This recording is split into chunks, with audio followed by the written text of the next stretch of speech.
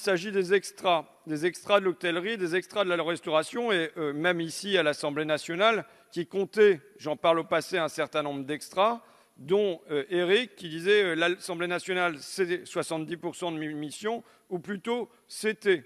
Avec le confinement, bien sûr, c'était la fin, et on n'a eu aucune nouvelle de l'Assemblée. Là, on a un reconfinement. Ça va durer pour les restaurants, ça va durer pour l'hôtellerie.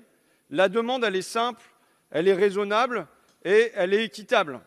C'est de dire que ce qu'on a fait pour les intermittents du spectacle, et je trouve que c'était une bonne chose, à savoir l'année blanche, on fasse de même pour les intermittents de l'hôtellerie et de la restauration qui, c'est manifeste, vont pas retrouver de travail cet automne, ne vont pas retrouver de travail cet hiver. Et il faudra qu'ils attendent le printemps éventuellement pour avoir des chances de trouver dans l'événementiel et compagnie.